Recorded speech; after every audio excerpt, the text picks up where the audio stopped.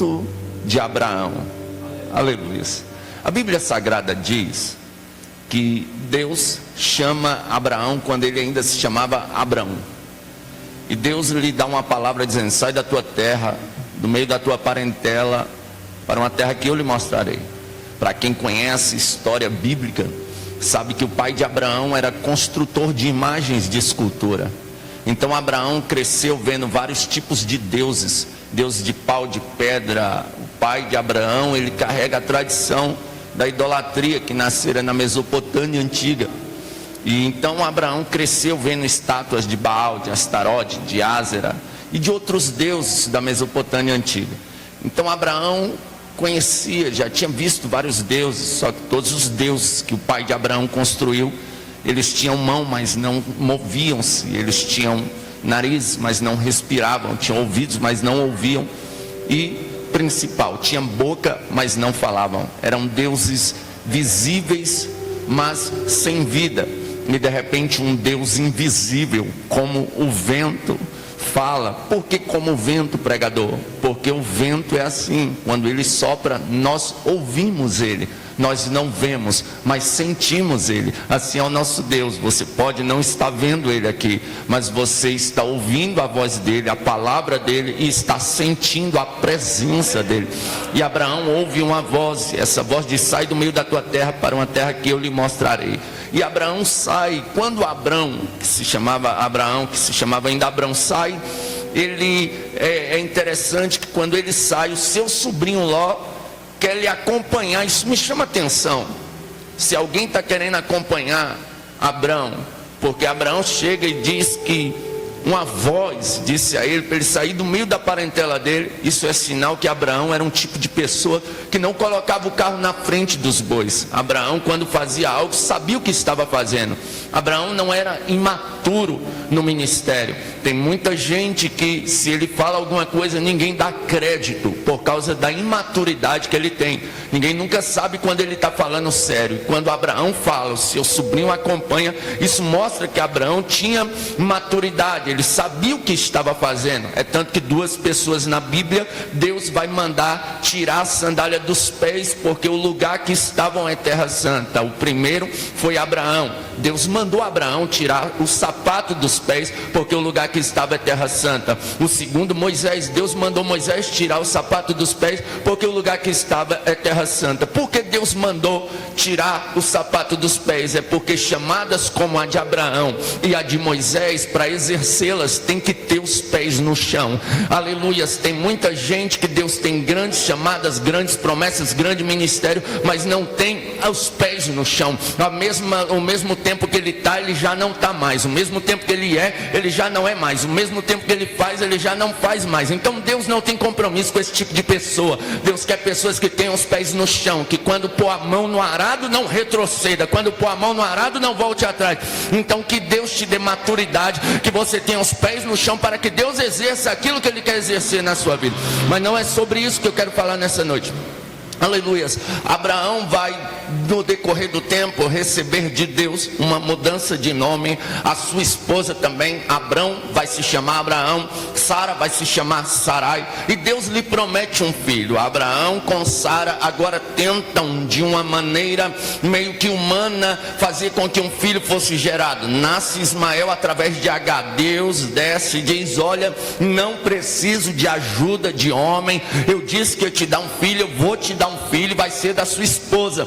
É interessante que as promessas de Deus na vida do homem no Antigo Testamento, todo mundo sabe disso, elas eram passadas geralmente para o primogênito, para o filho mais velho. Mas nessa ocasião aqui não vai acontecer. Aleluias. O filho mais novo é que vai herdar a promessa. A promessa de Abraão passa para Isaac. Nasce Isaac. Isaac é um menino. E Deus agora, depois de tanto tempo que Abraão esperou em Deus, Deus lhe dá um filho, sendo Abraão já velho em idade, Sara já velha em idade, eles têm um filho. Aí Deus um dia chama Abraão para um culto, só que esse culto, aleluias, não era fácil de ir nele. Deus fala com Abraão: Abraão, pega teu filho, o teu único filho, e sobe até o monte Moriá e oferece ele em sacrifício a mim. Abraão pega 2 de seus moços, pega o seu filho, pega ali a lenha, pega ali o cutelo, pega o fogo e sobe ao monte. Chega a um determinado local, ele olha para os moços e diz: olha, fica aí vocês dois que eu vou ali com Isaac, meu filho, vamos adorar e daqui a pouco a gente volta. E ele vai, aleluia. Abraão é conhecido como o pai da fé. Então isso me dá a entender que ele, no fundo, embora ele estava indo obedecer um pedido de Deus, ele sabia que ele voltaria. Ou a palavra que ele libera para os 2 moços: fiquem aí, porque nós vamos ali, adoraremos e depois voltaremos. Quando Abraão chega lá, ele começa a fazer um altar, e quando ele vai fazendo o altar ali, louvado seja o nome do Senhor dos Exércitos, Isaac está só observando aquilo, porque Isaac sabia quem era Abraão. Abraão era um homem de altares, Abraão era um homem que edificava vários altares. Então com certeza Isaac já tinha visto Abraão fazer vários altares a Deus, e Isaac está vendo que está faltando algo ali. Então ele vê ali a lenha, ele vê ali o fogo, mas ele não vê o cordeiro para o sacrifício. Então ele pergunta a seu pai: Abraão, meu pai,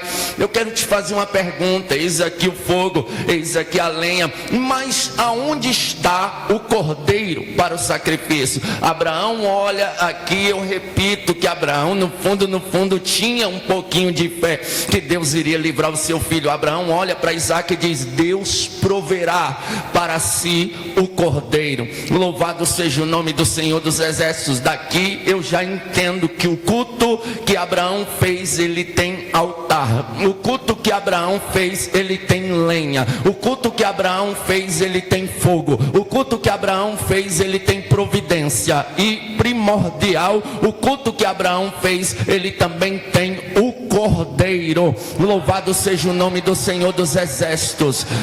Aqui eu quero destacar algumas coisas, alguns valores dos nossos cultos que a igreja não pode perder. A primeira é: as nossas igrejas têm que ter altar. A Bíblia diz no livro de Gênesis, capítulo de número 8, versículo de número 20, que Noé edificou um altar a Deus. A Bíblia diz no livro de Gênesis, capítulo de número 22, versículo 9, que Abraão edificou um altar a Deus. A Bíblia diz no livro de Gênesis, capítulo de número 26, versículo 25, que Isaac edificou um altar a Deus. A Bíblia diz no livro de Gênesis ainda, capítulo de número 35, versículo de número 1, que Deus mandou Jacó fazer um altar em Betel, e aleluia, Jacó fez um altar em Betel. A Bíblia diz no livro de Êxodo, capítulo de número 17, versículo 15, que Moisés edificou um altar a Deus. A Bíblia diz no livro de Josué, capítulo de número 8, versículo de número 30, aleluia, que Josué edificou um altar a Deus. A Bíblia diz no livro de Juízes, capítulo de número 6, versículo de número 24, que Gideão edificou um altar a Deus. A Bíblia diz no primeiro livro dos Reis, capítulo de número 18, versículo de número 30, que Elias, ele reparou o altar do Senhor. É claro que quando nós nos referimos ao altar hoje, nós falamos, aleluia, também de forma simbólica dos nossos corações. Não é bem verdade que os pregadores sempre pregam dizendo: coloca a tua vida no altar? Aleluia, como assim colocar a minha vida no altar?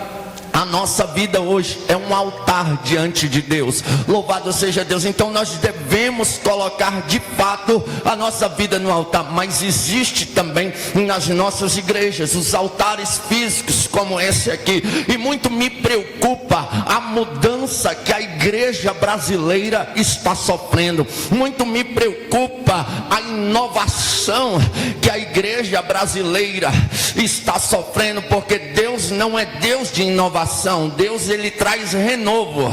Deus, ele renova, ele não inova. Mas algumas lideranças da atualidade estão inovando as coisas. A Bíblia diz no livro de 2 Reis, capítulo de número 16, versículo de número 10, que o rei Acaz fez uma visitinha ao rei de Damasco, rei da Síria. Quando ele chega lá, ele vê um altar lá. acha aquele altar bonitinho, pastor Paulo, e faz uma planta, um desenho do altar, e ele manda o papel para o sacerdote Urias, e o sacerdote Urias constrói o altar do jeitinho do altar de Damasco. E antes que o rei voltasse da viagem, o sacerdote Urias já havia construído o altar igualzinho de Damasco. Que tipo de sacerdote é esse que nem esperou o rei chegar para questionar? Ele já estava esperando a oportunidade de um rei maior, que é um líder maior aqui representado, mandar para ele copiar, porque infelizmente tem uma geração que está só esperando o pastor presidente liberar, está só esperando os grandões lá liberar. Eles já estão com projeto na mão, querem imitar o altar de Damasco, querem imitar o mundo. Não é à toa que tem igreja por aí que já parece mais boate do que uma igreja, parece mais uma casa de show do que igreja, mas aqui ainda tem altar. Labara chore canchore mandagaçuia. Estão imitando os altares de Damasco, estão copiando aquilo que estão vendo lá fora e trazendo para a igreja. Eu amo a igreja de Atos dos Apóstolos. Sabe por quê? Porque a igreja de Atos é muito diferente da igreja moderna que está tendo por aí, Robinho. Sabe por quê? Porque a igreja de Atos, ela pegou o que recebeu dentro do templo e levou para fora. A igreja moderna está pegando o que tem lá fora e trazendo para dentro do templo. Mas eu vou liberar uma palavra profética. Deus vai levantar uma geração de cabra macho e mulher fêmea que vai contra esse sistema gospel imundo. Nós não aceitamos, aqui não é lugar de menina rebolar até o chão. Nós não aceitamos funk gospel nas nossas igrejas. O nosso altar ainda é um modelo do altar do céu, ainda é um modelo daquilo que tem na glória. Não há necessidade alguma de imitarmos as coisas de Damasco. Para nós, mas se a gente não fizer um movimento, os jovens não vêm. Aleluia, irmãos. Se o jovem, já foi dito aqui, eu vou só enfatizar, se o jovem não se firmar na palavra, ele não se firma mais em nada. Não adianta fazer movimentos gospel. Olha aí, a galera dos movimentos gospel, depois da pandemia, desviou todo mundo, irmão. Só vai permanecer quem está firmado na palavra, quem está firmado no evangelho.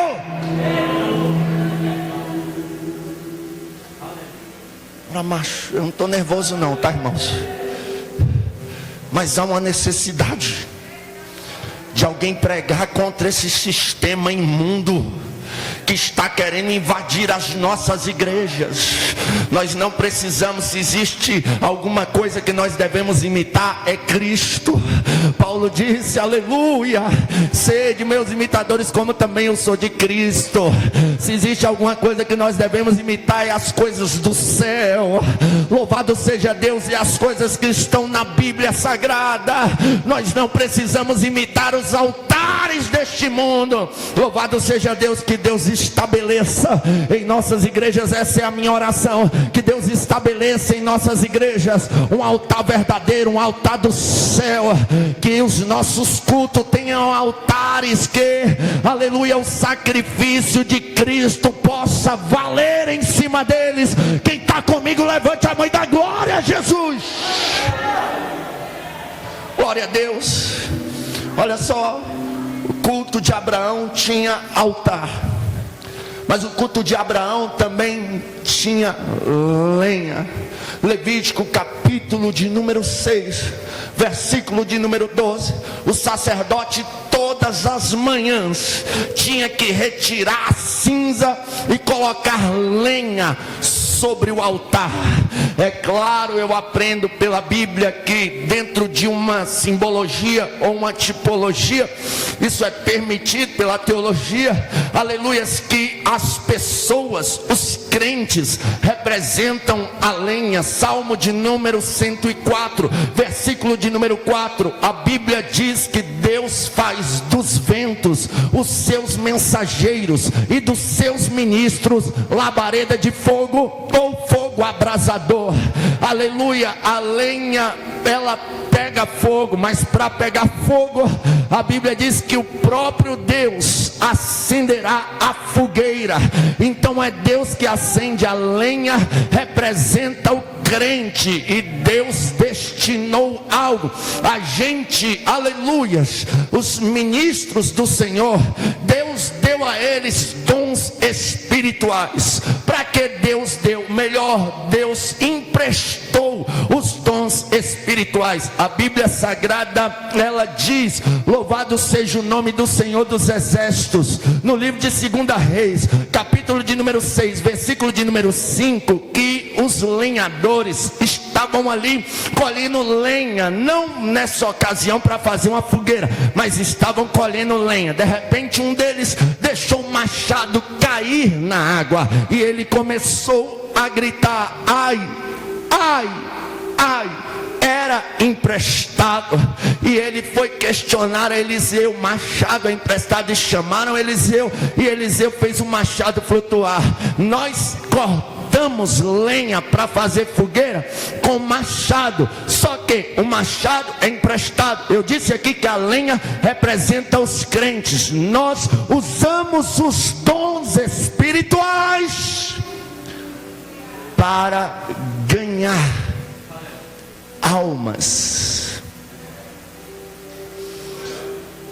Nós usamos os dons para atrair pessoas, para cortar lenha, alabarachandarás. Só que a Bíblia deixa bem claro que o machado é emprestado, os dons são emprestados. Tem gente se achando a última bolacha do pacote. Olha que a última bolacha do pacote, ela sempre está quebrada. Tem gente se achando o rei da cocada preta, a última Coca-Cola do deserto, porque Deus usou para levantar um paralítico. Ei, o machado é emprestado, é só para trazer lenha para a igreja. Tem gente se achando o rei da oratória. Ei, o machado é emprestado. Se Deus tirar a presença, tu não vai falar nada com nada. Tem gente se achando o espiritual das galáxias, porque revela, porque interpreta, porque tem dom de discernir espírito. Ei, é só emprestado. Tem gente se achando o bam, porque canta bem, porque tem a voz afinada, canta grave, agudo, médio, soprano e não sei o que mais lá, e se acha demais. Eu quero te lembrar novamente, não é teu, o machado é emprestado. Aleluia, louvado seja Deus. Essas pessoas estão esquecendo que o machado é emprestado, e tem muitos aí que o machado vai afundar. Que é isso, pregador? Vai sim, que é para tu lembrar que o machado é emprestado. Sabe por quê? Tem uma geração aí que na hora que chama ele, olha, tem que ter um hotel que me comporta. Como assim? Que história é essa? Tem que me buscar em carro de luxo. Que história é essa? Tem que depositar 3 mil antes. Que história é essa? Ei, o machado é emprestado. Para com essa conversa fiada para perto de mim, não. Chega desses artistas gospel que esqueceram que o machado é emprestado. Se Deus tirar o dom, não prega mais. Se Deus tirar o dom, não canta mais. Tem muita gente aí que era tão bom, não é? E o machado afundou, pregava tanto, tinha tanta exigência, mas hoje está aí com o machado afundado. Mas eu vou liberar uma palavra profética. Deus terá misericórdia de ti. Aleluia. Deus usará alguém como profeta para que o machado volte a pregar, volte a cantar. Mas não esqueça que o machado é emprestado, que o dom é emprestado, é só para ganhar lenha. Quem acredita nessa palavra? Primeira coisa que tem no culto de Abraão, altar. Segunda, lenha. Terceira, fogo. Levítico capítulo de número 6, versículo de número 13. O fogo, pois, arderá continuamente sobre o altar e não se apagará. Aleluia. Os nossos cultos têm que ter fogo. E quando eu falo de fogo, eu não estou falando de fogo estranho, como no livro de Levítico capítulo de número 10. Nadab e Abiú, filhos do sacerdote Arão, ofereceram fogo estranho. Filhos de um líder espiritual que oferecia fogo verdadeiro, estão oferecendo um fogo estranho diante de Deus. E tem muito fogo estranho sendo oferecido em muitas igrejas por aí. Tem muitas manifestações que parecem de Deus, mas não são. Aleluia, porque o fogo de Deus purifica, o fogo de Deus santifica, o fogo de Deus lapida. Que fogo é esse que a pessoa marcha, mas não muda de vida? Que fogo é esse que a pessoa profetiza, mas não tem caráter? Que fogo é esse que a pessoa roda no poder na igreja e em casa roda baiana? Que fogo é esse que a pessoa é cheia do manto aqui na igreja, mas aonde mora não dá testemunho? Que fogo é esse? Isso é fogo estranho, e é de gente que, aleluia, são filhos de pessoas que oferecem fogo verdadeiro, que está vindo muita heresia, muita coisa cética para o nosso meio. É tão triste. Esses dias eu vi um pastor acendendo uma churrasqueira na igreja, e as pessoas dizendo que estava sentindo unção e pulando e rodando. Irmão, que heresia é essa? Que fogo estranho é esse? Sem falar, aleluia, sem falar que tem um fogo de Deus, irmão. O fogo de Deus não gera calor. Eu vou falar, o fogo de Deus não gera calor. Aleluia, por quê? Porque Sadraque, Mesaque e Abidnego, aleluia, sentiram o fogo de Deus, aleluia, e o fogo que estava ao redor, eles não sentiram nada. O fogo de Deus não gera calor. Aleluia, e tem uns fogos estranhos nas igrejas por aí que está aquecendo tanto que a irmã não dá conta de se vestir decentemente, porque parece que o calor está demais. Aí coloca uma tomara que cai o pastor, tomara que cai o pregador, uma mini saia, irmão. Isso é fogo estranho. Aonde tem o fogo verdadeiro, não existe sensualidade, porque o fogo de Deus queima pecado, o fogo de Deus queima mentira, o fogo de Deus queima lascívia.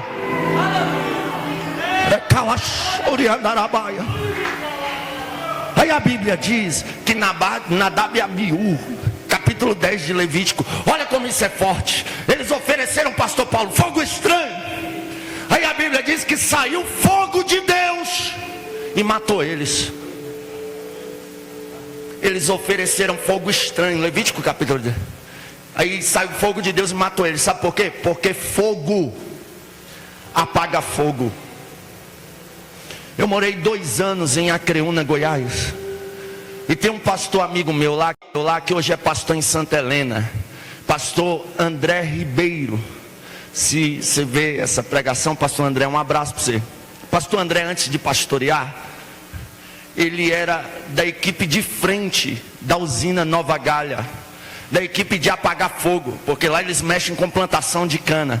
Quando pega fogo lá na cidade, nas canas, essa época de seca, lá tem incêndio direto, então tem que ter uma equipe assim. E o pastor André, ele era da equipe de frente. Quando pega fogo assim, quilômetros de distância, a gente ouve o barulho de fogo estralando as canas. Aí a equipe do André corria e apagava o fogo. Eu perguntei para ele, a curiosidade, ela mexeu comigo. Eu falei, pastor André, como é que vocês apagam o fogo? Ele disse, Gabriel, tu não vai acreditar. Eu falei, por quê? Ele disse, a gente apaga fogo com fogo. Eu falei, oxe, pastor André, como assim? Ele disse: olha, a gente vai ao contrário da onde o fogo está vindo, corta para o fogo não ultrapassar e bota fogo aqui. O fogo vai de encontro com o fogo que está vindo e apaga o fogo. E o que você quer dizer com isso, pregador? Aleluias, está na hora de a gente usar o fogo de Deus para apagar o fogo estranho. Eu estou arrupiando até minha sobrancelha aqui. Eu vou falar. E o que é o fogo de Deus? Jeremias disse o quê? Não é a minha palavra como fogo, diz o Senhor. Está na hora de se pregar Bíblia. É Bíblia que apaga fogo estranho. É a palavra de Deus que apaga fogo estranho. Chega de bagunça na igreja. Estão trocando a hora da palavra por entretenimento gospel. Estão trocando a hora da mensagem, aleluia, por stand-ups gospel. Estão trocando a hora da mensagem por shows gospel. Essa palhaçada gospel tem que acabar, aleluia. Mas Deus vai levantar uma geração de Abraão que tem fogo, mas não é fogo estranho, é fogo verdadeiro. Essa turminha aí que está vindo aí igual Nabade e Abiú para querer tocar fogo estranho no nosso meio. Ei, Deus ainda tem profeta, Deus ainda tem fogo do alto. Essa palhaçada vai acabar. Quem está comigo? Quem está comigo? Quem está comigo? Outra coisa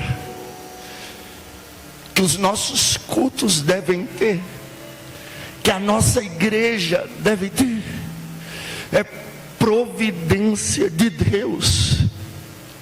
Aleluias.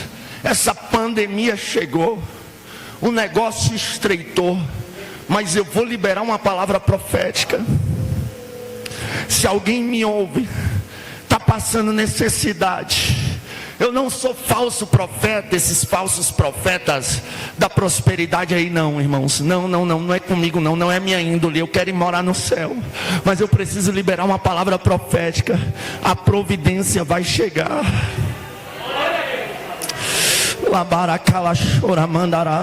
A providência vai chegar na tua casa, vai chegar na tua empresa, vai chegar na tua loja, vai chegar no teu lar, vai chegar para os teus filhos, vai chegar no teu guarda-roupa, vai chegar no teu armário.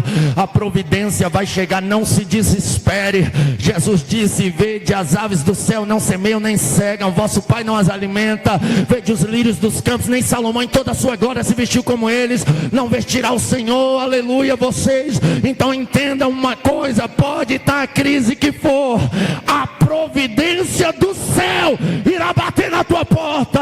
Eu profetizo pelo poder da palavra. Agora, o que não pode faltar, isso é primordial, pode ter altar, pode ter lenha.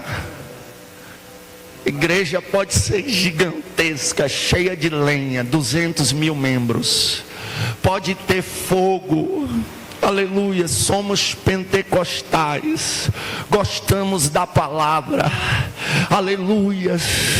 Pode ter providência, mas se não tiver o Cordeiro, nós somos uma igreja falida. E aleluia, João Paulo, há uma preocupação no meu coração. Você é ministro de louvor, você sabe do que eu estou falando. Existe tantas canções que tem melodia, tem empatia, tem aleluia, tonalidade perfeita, mas está faltando o Cordeiro nela. Não tem Cristo mencionado nenhuma vez. Aleluia, aleluia.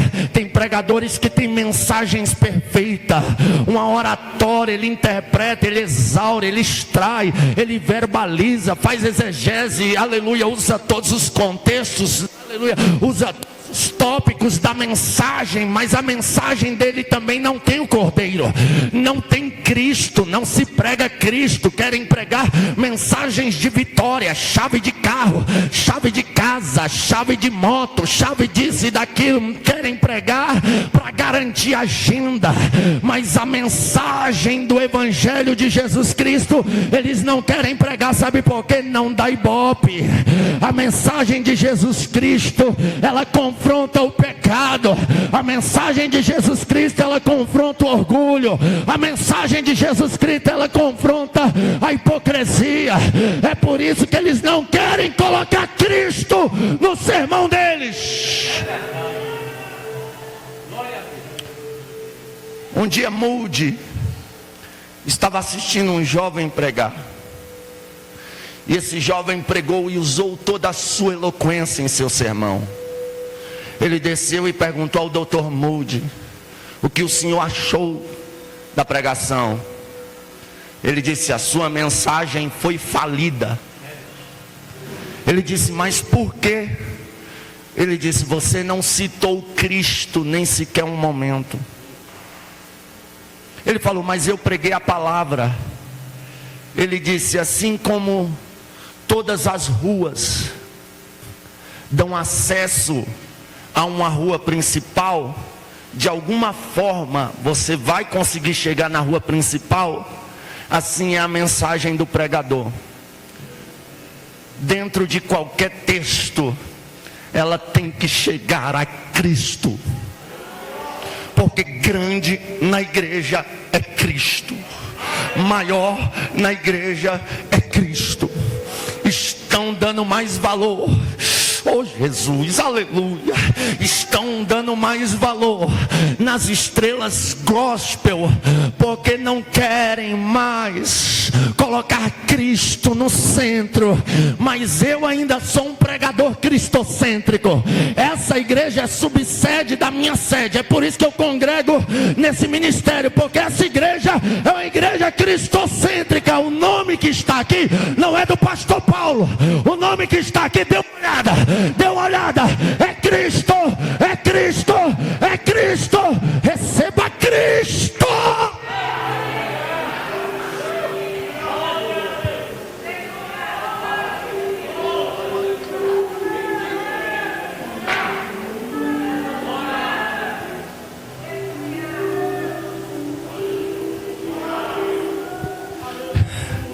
Aleluia. A Bíblia da igreja moderna, eu acho que é diferente da minha. Eu encerro aqui, parece que é diferente da minha, porque a Bíblia da igreja moderna parece que na mensagem de João Batista está escrito: importa que eu apareça e Cristo desapareça. Parece que é isso que está escrito na Bíblia moderna por aí. Mas na minha Bíblia não. João diz: importa que eu diminua e que Cristo cresça, que Cristo apareça. Sabe uma das coisas que eu mais gostei na pandemia? Sabe? É que Deus fez os crentes sentir saudade da igreja. Aleluia. E aqueles crentes que só iam na igreja quando tinha uma estrela de fora, aleluia, eles esqueceram isso. Pelo contrário, Deus abateu as estrelas de fora. Esse ano não está tendo congresso, esse ano não está tendo pregador famoso. E por que nós estamos aqui no culto? Porque nós passamos a valorizar novamente Cristo. Aleluia. Chega, parece, irmão, a igreja estava mal acostumada. Parece que só tinha Cristo em congresso. Isso é mentira. Do culto de oração ao culto de doutrina, Cristo está presente. Venha para a igreja, não por causa de homem, mas por causa de Cristo. Esteja frequentando cultos por causa de Cristo. Alicerce a sua fé em Cristo. Sabe, tem igrejas que estão igual à igreja de Laodiceia. O cordeiro está de fora. Eles batem no peito: eis que ricos somos, de nada temos falta. E Jesus, o cordeiro, está de fora dizendo: eis que estou à porta e bato. Se alguém abrir, eu entrarei e cearei contigo. Eu não fazia questão de estar aqui, embora o pastor Paulo é meu amigo, pastor André, pastor Marco é meu amigo, pastor Mário é meu amigo, tantos amigos aqui. Mas eu não faria tanta questão de estar aqui se esses meus amigos estivessem aqui e Cristo não tivesse. Porque culto sem Cristo é um culto falido. culto sem Cristo não acontece nada, o pecador não se arrepende, Jesus não batiza, não há renovo. Mas eu louvo a Deus, porque eu não sei aí na nave da igreja, mas aqui nesse altar eu sinto a presença de Cristo. Eu sinto, ela é canto rebidubria, ela é pra canto reia surianara, é plava suria, ribicoplovia, ela é pra cauá suria, ela é pra canto que pitu coplo pra calabraia, nerevaia, ribicoplovia, ela é pra baixuri me calabravia, ela é pra baixuri anda copro toque pra canara, ribicala pra que papapá, ribicala provia, ribianda rabadori me caia séria, urabacala provia, urialabara xana rabadori me caia séria, ela é pra calachuri me canara, elevácia, urabacandarácia, uribiandarácia. Olha lá, tem altar, olha lá, tem lenha, olha lá, tem fogo, mas também tem o cordeiro. Receba a presença de Cristo agora, agora, agora, agora, agora, agora. Levanta da cadeira adorando, levanta adorando, ora abaixo. Lá menor, lá menor. Espírito, Espírito,